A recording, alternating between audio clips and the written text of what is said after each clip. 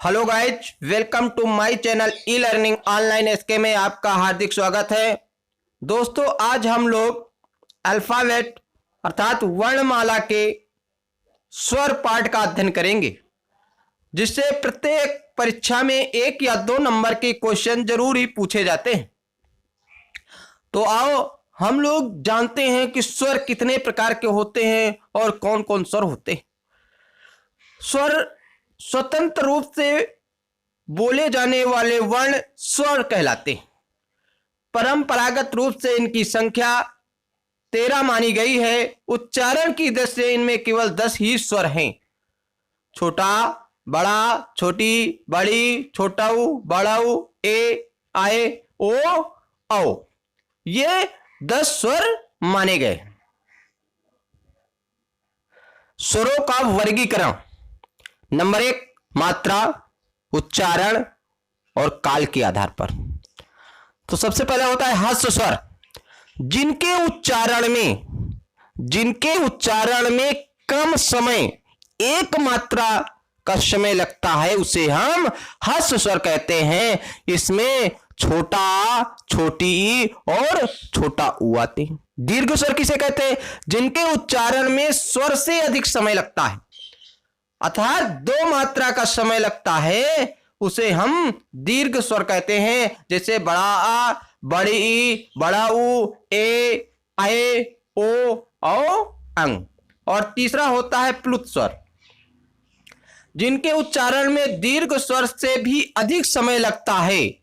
किसी को पुकारने में या नाटक के संवादों में इसका प्रयोग किया जाता है, उन्हें हम दीर्घ स्वर कहते हैं। जैसे राम।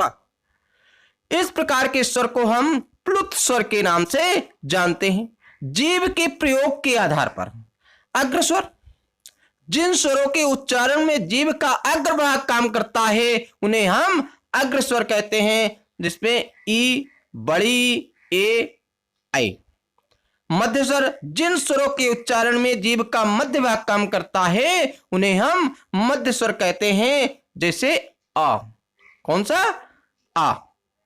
पश्च स्वर, जिन स्वरों के उच्चारण में जीभ का पश्च भाग काम करता है, उसे हम पश्च स्वर कहते हैं। आ, उ, ओ, औ, आ। अब एक है मुख द्वार द्वारा, मुख विवर के खुलने के आधार पर स्वर कितने प्रकार के होते हैं। विव्रत, जिन स्वरों के उच्चारण में मुख द्वार पूरा खुलता है, उन्हें हम विव्रत स्वर कहते हैं। आ। अर्धविव्रत, जिन स्वरों के उच्चारण में मुख द्वार आधा खुलता है, उन्हें हम अर्धविव्रत कहते हैं। आ, ए, औ, आ। इसे हम विव्रत अर्धस्वर कहते हैं। अर्धसंवृत, जिन स्वरों के उच्चारण में मुखद्वार आधा बंद रहता है, ए, ओ, उसे हम अर्धसंवृत कहते हैं। संवृत, जिन स्वरों के उच्चारण में मुखद्वार लगभग बंद रहता है, ई, उ। इस प्रकार स्वरों का वर्गीकरण किया गया है। इन प्रकार स्वरों का वर्गीकरण किया गया है। अब देखते हैं हम नासिक। क्या?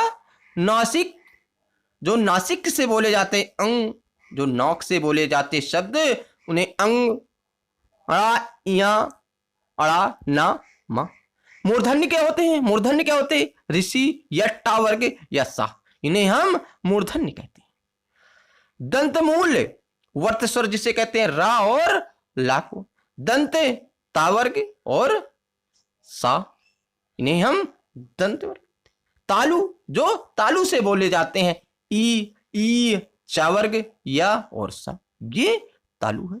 दंत प्लस ओष्ठ वा, दंत प्लस ओष्ठ वा।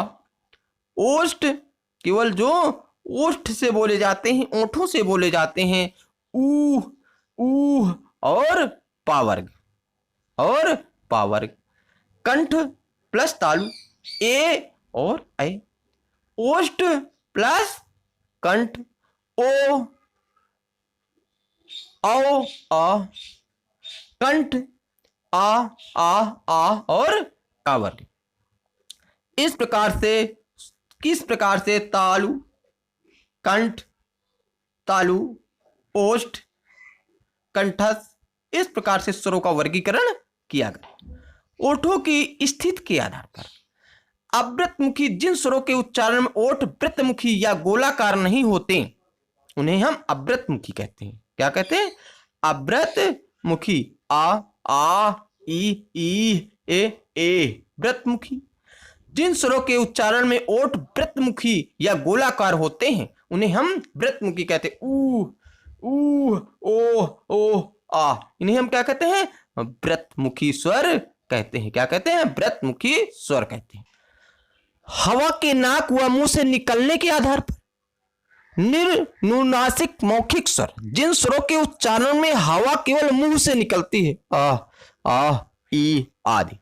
अनुनासिक स्वर जिन स्वरों के उच्चारण में हवा मुंह के साथ साथ नाक से भी निकलती है, आ, ई आदि। घोषत्व के आधार पर घोष का अर्थ है स्वर तंत्रियों में श्वास का कंपन। स्वर तंत्री में जब कंपन होता है तो संघोष ध्वनियां उत्पन्न होती हैं। सभी स्वर संघोष ध्वनियां हैं। तो दोस्तों ये रहे हमारे वर्णमाला का जो है टॉपिक स्वर। इसी तरह के वीडियो सबसे पहले पाने के लिए हमारे चैनल को जरूर सब्सक्राइब करें और बेल आइकन को जरूर दबाएं। दोस्तों अगले वीडियो में हम जल्दी मिलते हैं, तब तक के लिए धन्यवाद, नमस्कार, वंदे मातरम।